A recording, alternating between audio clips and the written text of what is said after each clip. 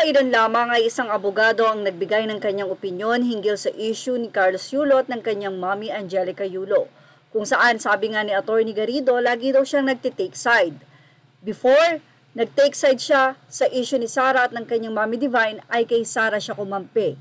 This time naman ay kinampihan or nagtake side itong si Atty. Garrido sa ina ni Carlos Yulo. Ayon kasi kay attorney, hindi tama na ipagpalit nitong si Carlos Yulo ang kanyang magulang o ang kanyang ina sa isang babae. Yun naman talaga ang nangyari dahil nag-set ng boundaries itong si Carlos Yulo at 4 years na yata na parang wala silang connection sa isa't isa. Kaya naman miss na siya ng pamilya. But anyway, ibahin naman natin ang isang pare dahil this time nagsalita siya about sa parents at sa utang na loob. Mukhang si father ay kinampihan naman or nag-take side kay Yulo or Carlos Yulo. Ayon sa kanya, as parent, never mong ipamukha ang utang na loob dahil in the first place, blessing and responsibility ng magulang ang mga anak.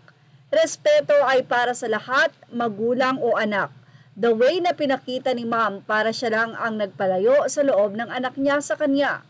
For Carlos, yes, tama na magpatawaran po bilang pamilya at mag-move on na din. Then let the whole Philippines cherish the achievement of our Filipino athletes. Congratulations sa lahat and God bless you all. Muli, say ng mga netizen, as parent, makita ko lang na magtagumpay ang mga anak ko sa buhay. Magkaroon ng maganda at marangal na trabaho. Basta yung respeto nila sa akin as their mother, ay hindi mawawala isang tagumpay ko na yon bilang isang magulang. Hindi ko isusumbat sa kanilang lahat basta yung respeto ay pahalagahan nila. Hindi matutumbasan ng pera ang respeto na ibibigay nila sa akin. Nag-agree naman ang isang netizen kay father. I agree po father. Respeto sa magulang. But respeto rin sa anak. Hindi naman nila ginusto na sila isilang. Ginusto ng mga magulang, responsibilidad ng magulang, bahala ang anak na maibalik yun.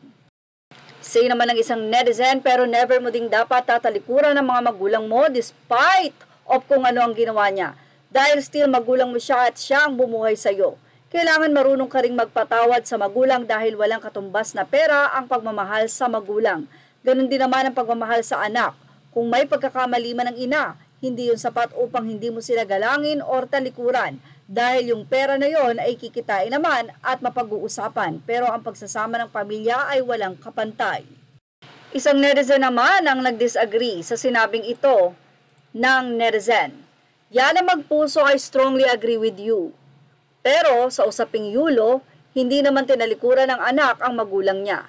Lumayo siguro dahil kailangan sa trainings for Olympics. Ang hindi ko maintindihan sa ina kung bakit itinaon sa tagumpay ang pagyurak sa reputasyon ng anak.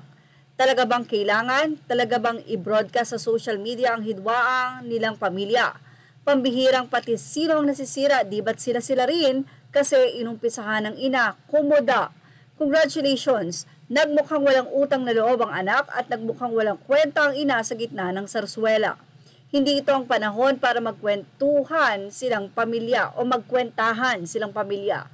Ano ito? Showdown Olympics 2024, kudaan at walwala ng baho. Para sa ina, para sa anak.